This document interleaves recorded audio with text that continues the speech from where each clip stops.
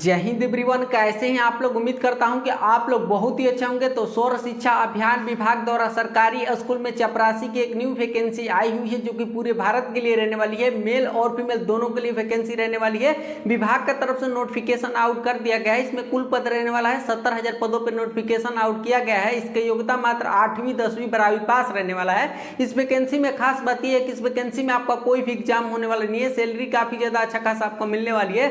40,000 से 70,000 प्लस आपकी सैलरी मिलने वाली है। और उम्र सीमा में भी काफी ज्यादा छूट दिया गया है। सभी वर्गों के लिए 18 से 50 वर्ष तक इसमें एज लिमिट रखा गया है। और जो आपको नौकरी मिलेगी अपने ही गांव के स्कूल में आपको नौकरी मिलने वाली है। इसका आवेदन करने का जो अंतिम तिथि रहने वाला है 25 जून 2026 इसका लास्ट डेट है। तो ये भर्ती में बहुत भाई बहने आवेदन कर चुके हैं, लेकिन अभी तक से ये भर्ती के बारे में आपको कुछ भी पता नहीं है। तो फुल वीडियो को वॉचिंग करिएगा। आपको आवेदन करने के लिए साइबर कैफ पे नहीं जाना। मैं आपको इस वीडियो में बता दूंगा कि अपने ही फोन से आप लोग आवेदन कर लेंगे। आवेदन करने के लिए क्या क्या डॉक्यूमेंट की जरूरत पड़ेगी, इस वैकेंसी का पूरा सिलेक्शन प्रोसेस क्या है, ए टू जेड जानकारी आपको नोटिफिकेशन पे ले जाकर देने वाला हूं। तो वीडियो में आगे बढ़े आपसे एक छोटा सा रिक्वेस्ट है कि अगर आप इस चैनल पर नए हैं तो प्लीज हमारे चैनल को सब्सक्राइब करके साथ में बेल आइकन को प्रेस कर लीजिए, ताकि कोई भी हमारी ऐसी लेटेस्ट अपडेट आए आपके पास सूचना मिलती रहे। तो चलिए फुल वीडियो को वॉचिंग करिए और यह भर्ती के बारे में ए टू जेड जानकारी समझिए। आप लोग देख सकते हैं सरकारी स्कूल चपरासी नई भर्ती 2026। आप लोग देख सकते हैं ऑनलाइन आवेदन कैसे करना है। नोटिफिकेशन पर ले जाकर फॉर्म भर के आपको इस वीडियो में बताने वाला हूं।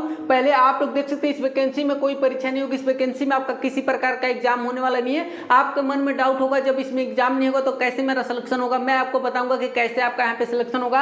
आप लोग देख सकते हैं सैलरी देख सकते हैं 35,000 से 45,000 आपकी यहाँ पे सैलरी मिलने वाली है। ये वैकेंसी के बारे में ए टू जेड जानकारी आपको देने वाला हूँ। तब मैं आपको बताऊंगा कि आपको आवेदन कैसे करना है, डॉक्यूमेंट में क्या क्या चीजें लगने वाली है। अभी मैं डॉक्यूमेंट में सारा डॉक्यूमेंट यहाँ पे लिख के नहीं लाया हूँ, लेकिन सारी चीजें आपको बताने वाला हूँ। आवेदन करके आपको आप लोग देख सकते हैं ये ही एप्लीकेशन फॉर्म रहने वाला है जो आप मेरे स्क्रीन पे देख रहे हैं। इसको step by step form fill up करके आपको बताने वाला हूं। पूरा सिलेक्शन प्रोसेस इसके बारे में पहले आप लोग जान लीजिए, तब आप लोग आवेदन करिएगा। नहीं तो आप लोग वीडियो स्किप करके आप लोग आवेदन करेंगे, आपका आवेदन रिजेक्ट हो जाएगा तो कहेंगे कि मेरा फॉर्म ही रिजेक्ट हो गया। तो इसलिए पहले इसके बारे में अच्छे से आप लोग समझ लीजिए।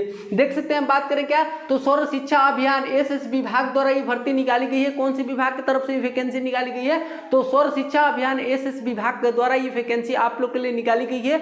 बहुत ही लंबे समय के बाद ये वैकेंसी आप लोग के लिए निकाली गई है। बात करें देख सकते हैं क्या तो who can apply male and female all India candidates, मतलब बात करिए वैकेंसी में कौन कौन लोग आवेदन कर सकते हैं, तो मेल एंड फीमेल दोनों और ऑल इंडिया कैंडिडेट्स मतलब आप पूरे भारत में किसी भी राज्य से हैं, चाहे आप महिला हो या पुरुष हो, आप इस वैकेंसी में इजीली आवेदन कर सकते हैं। ये बात आप लोग ध्यान में रख लीजिए। और बात करें क्या एप्लीकेशन की बात करें, एप्लीकेशन अप्लाई मोड की बात करें, इस वैकेंसी में आपको अप्लाई मोड क्या रहने वाला, ऑफलाइन रहने वाला है या ऑनलाइन रहने वाला है। तो आप लोग देख सकते हैं आपका जो आपका अप्लाई मोड रहने वाला है आपका क्या तो ऑनलाइन आपको यहाँ पे आवेदन करना है। कैसे आपको आवेदन करना है मैं आपको इस वीडियो में बताऊंगा। नोटिफिकेशन पर लेकर पूरी जानकारी आपको देने वाला हूँ। बात करें कुल पद की बात करें, टोटल पोस्ट इस वैकेंसी में कितना रेलेवेंट है, तो नोटिफिकेशन में साफ तौर पे यहाँ पे बताया गया कि क्या तो 70,000 पदों पे यहाँ पे क्या तो नोटिफिकेशन यहाँ पे आउट किया गया। 70,000 इसमें पद रहने वाला है। बहुत ही ज्यादा ये पद रहने वाला है।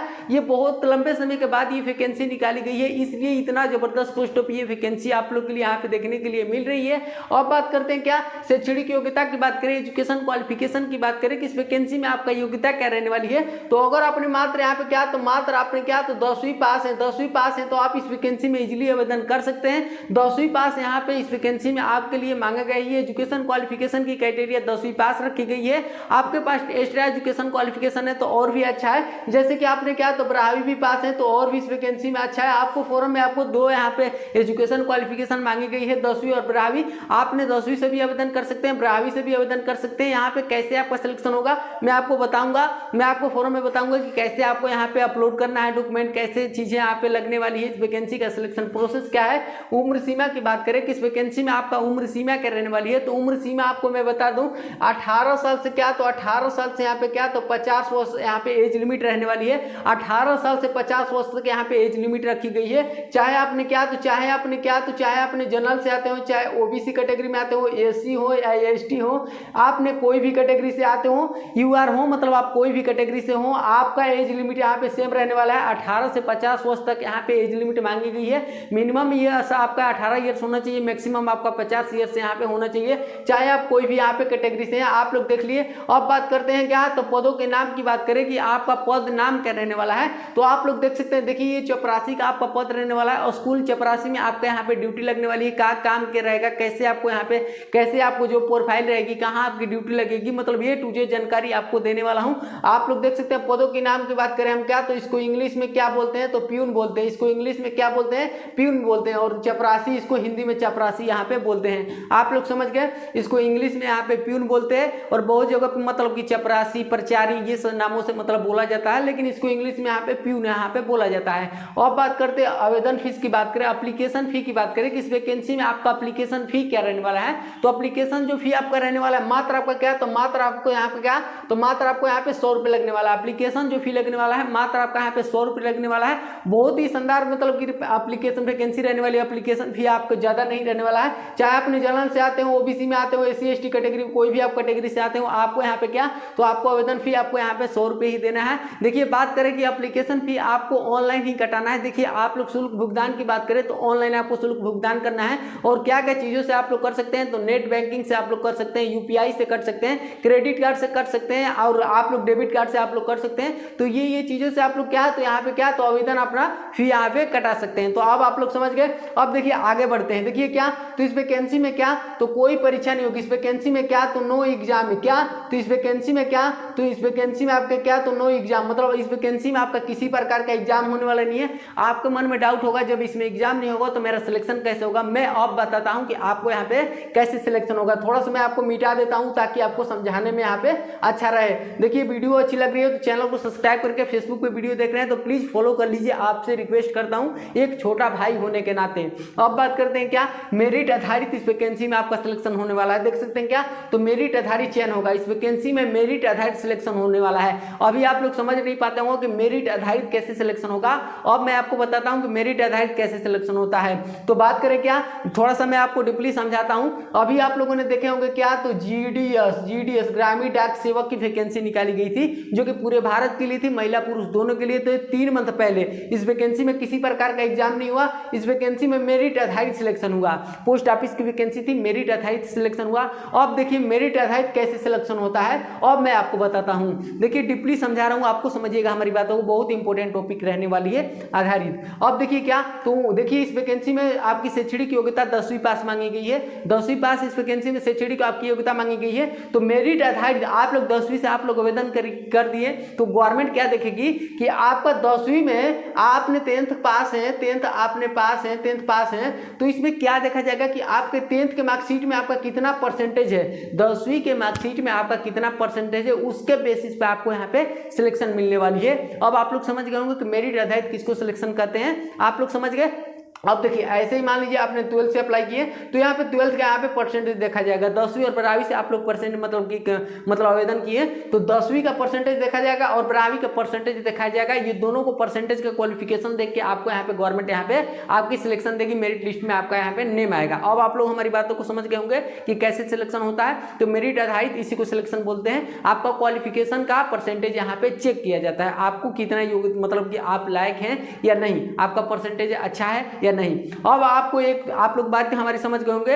अब एक और बात है, आप लोग क्या करिएगा, अगर आप लोग जानना चाहते हैं कि मेरा ये भर्ती में सिलेक्शन हो गया नहीं तो एक बात करिए, एक बात हमारी मानिएगा। आप लोग क्या करिएगा कि मेरा ये चैनल को अगर चैनल को सब्सक्राइब करके और ये फेसबुक पे वीडियो देख रहे हैं तो फॉलो करके और क्या करिएगा अपना 10वीं और 12वीं का परसेंटेज 10वीं और 12वीं का परसेंटेज क्या करिएगा तो कमेंट कर दीजिएगा। मैं आपको कमेंट के माध्यम से बता दूंगा कि आपका ये भर्ती में सिलेक्शन हो गया नहीं, क्योंकि मुझे पता है कि वैकेंसी में कितना परसेंटेज होगा तो आपका यहाँ पे सिलेक्शन हो जाएगा। तो ये आप लोग फॉलो सब्सक्राइब करके और ये अपना कमेंट कर दीजिएगा ताकि मैं आपको कमेंट के माध्यम से रिप्लाई दे सकूं कि आपका यहाँ पे सिलेक्शन हो गया नहीं। बहुत इंपॉर्टेंट बात है। अब देखिए आगे बढ़ते हैं। अगर मान लीजिए कि इस वैकेंसी में आपका क्या तो चयन होने पर आपका काम क्या होगा, ये भर्ती में आपका सिलेक्शन हो जाता है तो ये भर्ती में आपका काम क्या होगा, बहुत इंपॉर्टेंट बात है, इसको आप लोग समझिए। देख सकते हैं क्या, तो स्कूल परिसर की साफ सफाई करना है। बात करें कि चपरासी का काम क्या होता है, तो स्कूल का पूरा साफ सफाई आपको करना है। एक जो आप चपरासी होता है, आपका पूरा स्कूल का पूरा रूम का आपके पास चाबी रहेगा। टीचर से आने से पहले पूरा परिसर की साफ सफाई यहाँ पे हो जानी चाहिए। ये एक किसका काम रहेगा, तो चपरासी का आपका यहाँ पे काम रहता है। अब आप लोग समझिए क्या, तो फाइल और महत्वपूर्ण कागज एक कार्यालय से, बात करें क्या, तो फाइल और महत्वपूर्ण कागज एक कार्यालय से दूसरे कार्यालय में आपको ले जाना। जैसे कि रजिस्टर होता है, एक रूम से दूसरे रूम में ले जाना, मतलब कि ऐसे क्या, तो डॉक्यूमेंट को इधर से उधर उस रूम में उस ऑफिस तक ले जाना। तो ये एक चपरासी का ही यहाँ पे काम रहता है। अब बात करते हैं क्या, तो घंटी बजाना। देख सकते हैं क्या, चपरासी का काम क्या होता है, तो प्रेयर के समय घंटी बजाना, छुट्टी होता है तब घंटी बजाना, लंच होता है तब आपको बेल बजाना। तो ऐसे मतलब कि हर एक घंटे भाई, मतलब कि टीचर लोग चेंज होते हैं तो बेल होती है, मतलब घंटी होती है, उसको बजाना होता है। तो वो आपको जो काम रहेगा किसका, तो एक चपरासी का ही काम रहेगा। आपको एक घंटी बजाने का एक यहाँ पे काम रहेगा। इसके बाद क्या, तो कक्षाओं में चाक डस्टर ले जाना। क्या है कि टीचर से आने से पहले उनके क्लासरूम में चाक और डस्टर वहाँ पे आपको ले जाकर रख देनी है, क्योंकि टीचर आएंगे और सिर्फ पढ़ाना चालू करेंगे, उनके रूम में क्लास और डस्टर यहाँ पे, मतलब चाक और डस्टर वहाँ पे मौजूद होना चाहिए। तो एक जो रखता है वो चपरासी का ही यहाँ पे काम रहता है। इसके बाद बात करें क्या, तो शिक्षकों के सहायक के रूप में छोटे मोटे काम करना। शिक्षकों के सहायक के रूप में छोटे मोटे काम करना, जैसे कि क्या, तो मतलब ब्लॉक से कुछ काम हुआ, ब्लॉक से कॉपी वगैरह लाना हुआ, आपको पढ़ाने की छोड़ के आपको मतलब कि शिक्षकों के साथ आपको यहाँ पे काम यहाँ पे रह सकता है। फूलों में पानी देना, सभी टीचरों को चाय पिलाना, ये सब आपको अदर यहाँ पे काम यहाँ पे आपको रह सकता। कोई भी फैसिलिटी हुआ, कोई भी मतलब प्रोग्राम हुआ क्लास में, तो पूरा टेंट वगैरह इधर से उधर सब कुर्सी वगैरह मैनेज करना, ये चपरासी का ही यहाँ पे वर्क होता है। मैं एक एक काम बताने लग जाऊंगा तो वीडियो बहुत ही लंबा हो जाएगा, और ये आपको काम वाली वीडियो बहुत ही बोरिंग लगती है भाई, बहुत ही बोरिंग लगती है। आपने रील घंटों स्क्रॉल करते हैं, बोरिंग फीलिंग नहीं होती है जरा भी। अब देखिए क्या, तो चयन होने पर आपकी पोस्टिंग कहाँ होगी, बहुत इंपॉर्टेंट बात है कि ये भर्ती में आपका सिलेक्शन हो जाता है तो आपकी पोस्टिंग कहाँ होगी, आपके मन में डाउट होगा। तो देखिए जो आपकी पोस्टिंग होगी अपने ही आपके स्कूल में, आपकी मतलब कि अपने ही पंचायत के स्कूल में आपको प्राइमरी स्कूल में ड्यूटी लग सकती है, या मिडिल स्कूल में आपके यहाँ पे ड्यूटी लग सकती है। अपने ही ब्लॉक के आपको, अपने ही ब्लॉक में आपको, अपने पंचायत के आपको मतलब कि हाई स्कूल में लग सकती है, या मिडिल स्कूल में लग सकती है, या आपकी प्राइमरी स्कूल में लग सकती है। तो तीनों स्कूल में ये आपके यहाँ पे जॉब लग सकती है। आपको क्या, तो अपने गांव में रह के ये जॉब मिल रही है, और सैलरी देख ही सकते हैं, तो बहुत ही शानदार रहने वाली सैलरी 35,000 आपको पहले मंथ से यहाँ पे दी जाएगी। जैसे जैसे आप ओल्ड होते जाएंगे आपकी सैलरी यहाँ पे 45,000 हो जाएगी।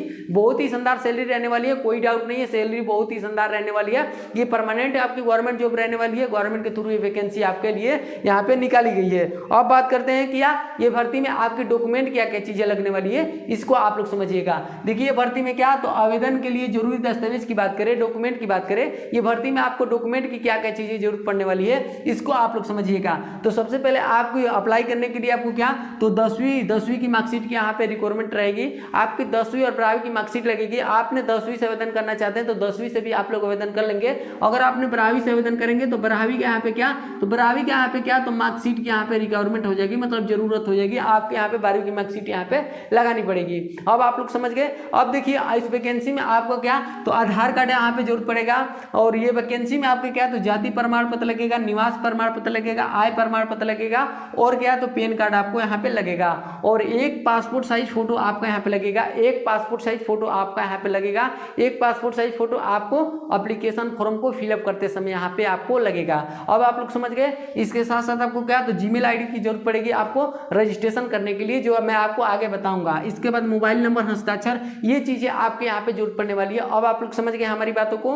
ये डॉक्यूमेंट में यहाँ पे रिक्वायरमेंट रहने वाली है आवेदन करते समय, ये डॉक्यूमेंट की रिक्वायरमेंट। अब देखिए आपके कभी से आप लोग इंतजार कर रहे हैं कि ऑनलाइन आवेदन कैसे करें। देखिए बहुत ही इंपॉर्टेंट बात है, इसको आप लोग समझिएगा कि ऑनलाइन आपको आवेदन कैसे करना है। अब देखिए हमारी बातों को ध्यान से समझिएगा। देखिए आधिकारिक जो इसकी वेबसाइट रहने वाली है, मैं आपको पहले ही बताया कि वैकेंसी कौन से विभाग की तरफ से निकाली गई है, और आपको घबराइए मत, मैं अभी चल रहा हूँ उस फॉर्म को भी फिलअप करके बता रहा हूँ, लेकिन इसको समझ लीजिए कि कैसे आपको जाना है नोटिफिकेशन पे।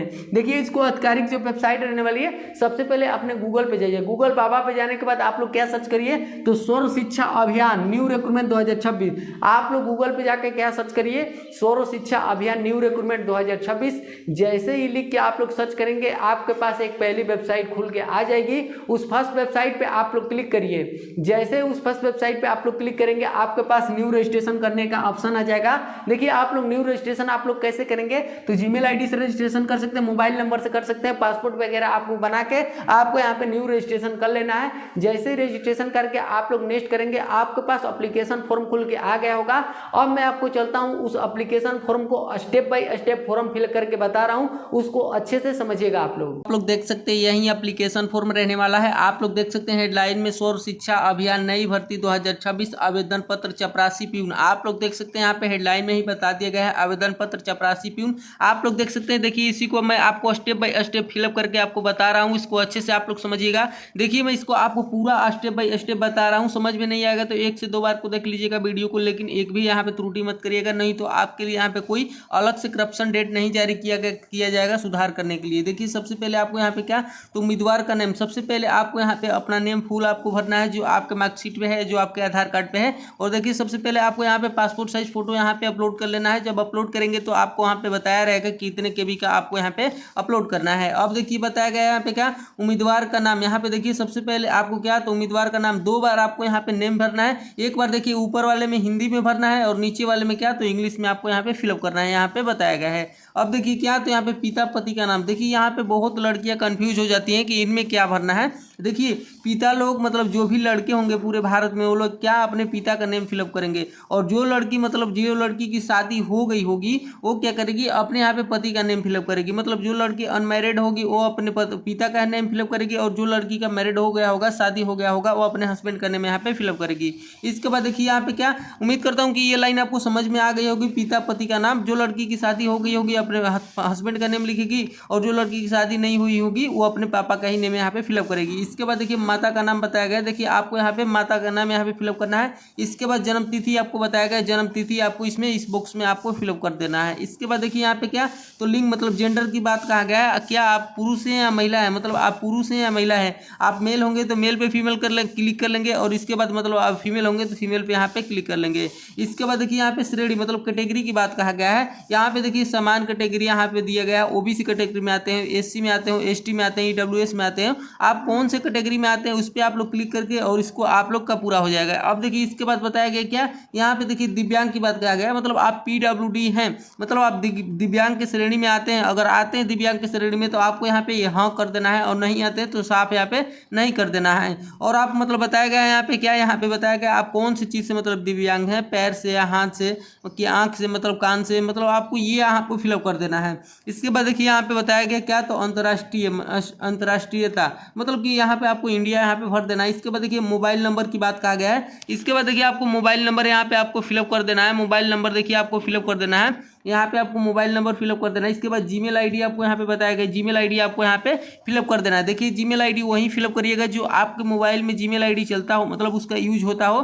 ताकि किसी प्रकार से मतलब विभाग से आपके नोटिस सेंड किया जाए तो आपके पास यहाँ पे सूचना मिल जाए। अब देखिए यहाँ पे बताया गया क्या, अस्थाई पता की बताया गया, अस्थाई पता मतलब कि आपका जहाँ के मूल निवासी है, मतलब आपको परमानेंट एड्रेस यहाँ पे बताया गया। परमानेंट आपका एड्रेस यहाँ पे आपको फिलअप कर देना है, जो आपके आधार कार्ड पे एड्रेस है वो आपको यहाँ पे फिलअप कर देना है। इसके बाद देखिए यहाँ पे जिला बताया गया आप कौन से जिला से, इसके बाद राज्य बताया गया कौन से स्टेट से हैं, इसके बाद पिन कोड आपका क्या रहने वाला है वो यहाँ पे फिलअप कर दीजिएगा। देखिए यहाँ पे बताया गया अब क्या, तो देखिए बताया गया क्या, तो पत्रचार पता, मतलब कि पत्रचार पता मतलब बताया गया यहाँ की यदि अस्थाई पते से भिन्न हो तो, मतलब बात करें कि जैसे मान लीजिए कि आप बिहार से हैं और जाकर दिल्ली में पढ़ाई कर रहे हैं, तो क्या मतलब कि आप दिल्ली में किसी मतलब सूचना लेना चाहते हैं, या उसके मतलब वहाँ का जो आपको पिन कोड डालना पड़ेगा, वहाँ का मतलब आपको क्या, तो पोस्ट ऑफिस डालना पड़ेगा कि मतलब वहाँ पे आपको जब इसका कुछ सूचना आया, कुछ मतलब डाक द्वारा आए तो आपके पास वहाँ पहुँचे, आपके बिहार गाँव में ना जाए, तो आपको जहाँ के मतलब अभी रह रहे हैं फिलहाल में वहाँ का पता यहाँ पे बताया गया। तो वहाँ पर आपको पता फिलअप कर देना है,